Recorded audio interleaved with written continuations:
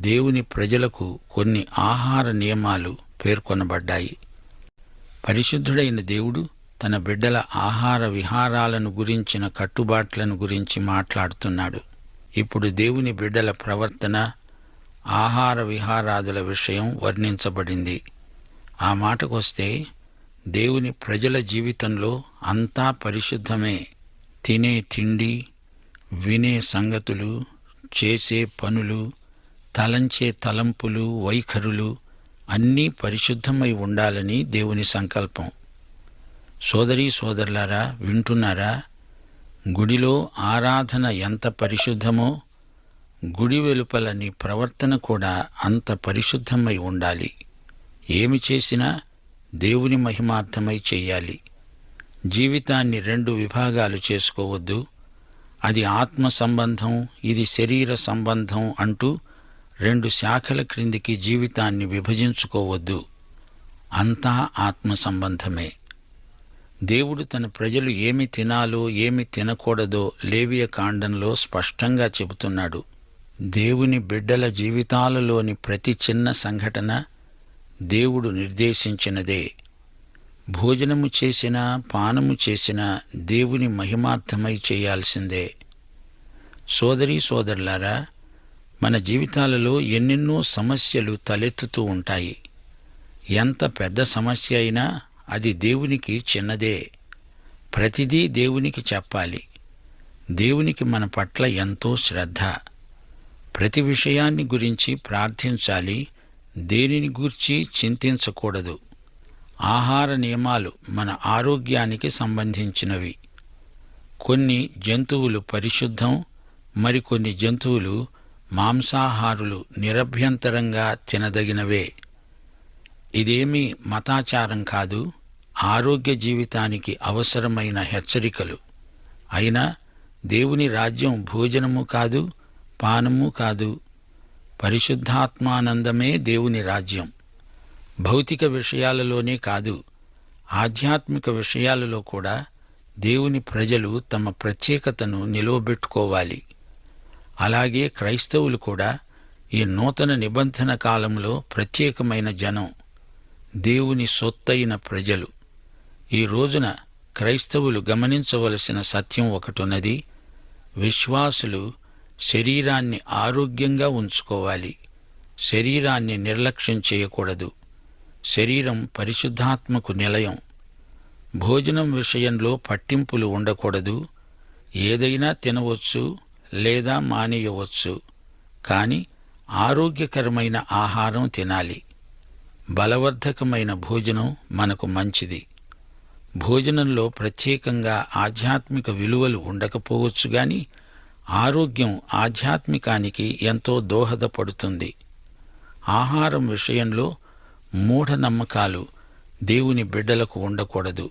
ఈ విషయంలో చతుస్సూత్రాలు బైబిల్లో ఉన్నాయి. అంటే 4 సూత్రాలు. 1. రోమాపత్రిక 14వ అధ్యాయం 14వ వచనం. సహజముగా ఏదీ నిషిద్ధము కాదని నేను ప్రభువైన యేసునందు ఎరిగి రూఢిగా నమ్ముతున్నాను. అయితే ఏదైనా నిషిద్ధమని ఎంచుకునేవానికి అది నిషిద్ధమే. 2. 1 కొరింథీ 8వ అధ్యాయం 8వ వచనం. భోజనమును బట్టి దేవుని ఎదుట మనము మెప్పు పొందము. తినకపోయినందున మనకు తక్కువ లేదు, తిన్నందున మనకు ఎక్కువ లేదు. 3. 1 కొరింథీ 6వ అధ్యాయం 13వ వచనం. భోజన పదార్థములు కడుపునకు, కడుపు భోజన పదార్థాలకు నియమింపబడి ఉన్నాయి. దేవుడు దానిని వాటిని నాశనము చేస్తాడు. 4. 1 కొరింథీ 10వ అధ్యాయం 31వ వచనం. మీరు భోజనము చేసినా పానము చేసినా మీరేమి చేసినా సమస్తమును దేవుని మహిమ కోసమై చెయ్యండి. సోదరీ సోదరులారా, ఇంద్రియ నిగ్రహం ఒక గొప్ప ఆధ్యాత్మిక సుగుణం. ఇది కృపాసహితమైన ఆత్మ లక్షణం. విశ్వాసులు నిగ్రహం కలిగి తినాలి లేదా మానేయాలి. అది అసలు రహస్యం. సోదరీ సోదరులారా, ఏవి మంచివి ఏవి చెడ్డవి అనే వేర్పాటు దేవుడు చేసిందే. వెలుగుకు చీకటికి వ్యత్యాసం దేవుడు సృజించిందే. మానవుడు మంచిని ప్రేమించాలి, చెడుగును ద్వేషించాలి. ఈ రోజున మనుష్యులు యుక్తాయుక్త విచక్షణ కోల్పోతున్నారు. దీనికి ఒక్కటే పరిష్కారం. మన మనస్సాక్షి క్రీస్తు రక్తము చేత కడుగబడినప్పుడే వివేచనాత్మ మనలో మేల్కొంటుంది. దేవుడు మంచిది అని చెప్పిందే మంచిది, చెడ్డది అని చెప్తే అది చెడ్డది. ఇది ధర్మశాస్త్రాన్ని మించిన వివేచన. దేవుడు మన అనుదిన జీవితంలోని ప్రతి చిన్న అలవాటు శాసించడానికి అధికారం గలవాడు. ఈ లోకంలో అంతటా పాపం నిండి ఉన్నది. మానవుడు మంచిని ఎంచుకోవాలి, పెంచుకోవాలి. చెడుగును అసహ్యించుకోవాలి, దానిని విడిచిపెట్టాలి. అయితే ఈ రోజున కొత్త నిబంధనలో అటువంటి ధర్మశాస్త్ర శాసనము లేదుగాని అంతకు మించిన కృప ఉన్నది. మంచి మనస్సాక్షి ఉన్నది. అందుచేత ఎవరికి వారే భోజన విషయాన్ని నిర్ణయించుకోగలరు. మానవుడు ఏదేను తోటలో పతనమైపోయాడు.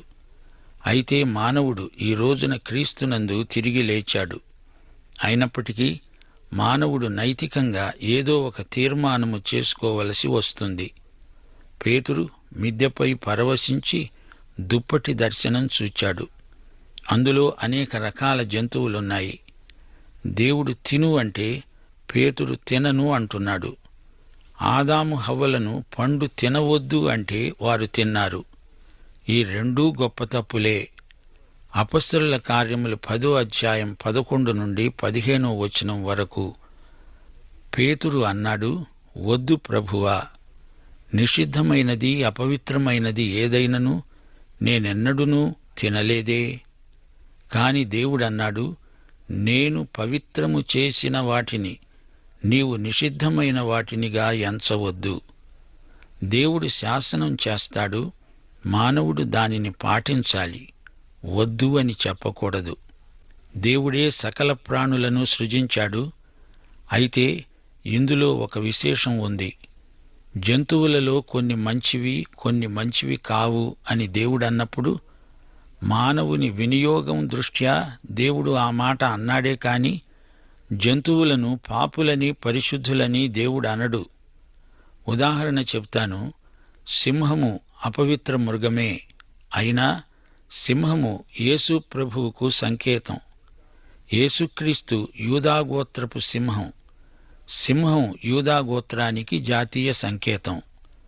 ఒక జంతువును ఒక మాంసాహారి తింటాడనుకోండి, అంత మాత్రాన ఆ జంతువు యొక్క స్వభావం ఆ మనిషికి వస్తుందనడం హాస్యాస్పదం. కోడిని తింటే కోడి స్వభావం వస్తుందా? మేకను తింటే మేక స్వభావం వస్తుందా? ఇలాంటి మూఢనమ్మకాలు అర్ధరహితమైనవి. కొందరు శాకాహారులు అంటారు, మాంసాహారము చేత మనుష్యులు క్రూరులవుతారు అని. ఇది అబద్ధం. మనకు తెలుసు, శాకాహారుల్లో కొందరు నీచులు దుర్మార్గులు ఉండవచ్చు. మాంసాహారులలో మంచివారు ఉండవచ్చు. కూటి కుండను బట్టి మనుష్యులకు తీర్పు తీర్చడం అమానుషం, అనాధ్యాత్మికం.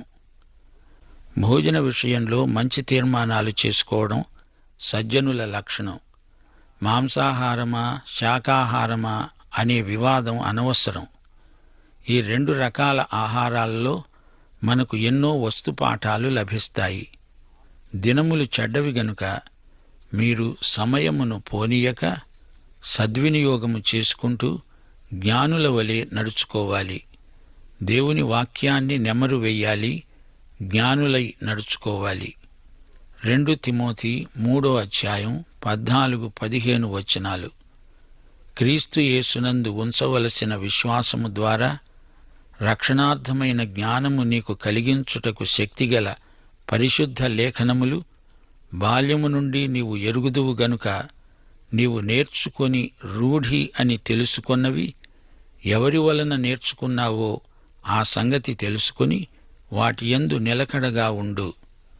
యాకోబు పత్రిక 1వ అధ్యాయం 22వ వచనం. మీరు వినేవారు మాత్రమై ఉండి మిమ్మును మీరు మోసపుచ్చుకొనకుండా వాక్య ప్రకారము ప్రవర్తించేవారై ఉండండి. సోదరీ సోదరులారా, విశ్వాసి యొక్క ప్రవర్తన దేవుని వాక్యముతో ముడిపెట్టబడి ఉన్నది. మీరు ఈ లోకములో సరిగా ప్రవర్తించాలంటే దేవుని వాక్యాన్ని నెమరు వేస్తూ ఉండాలి.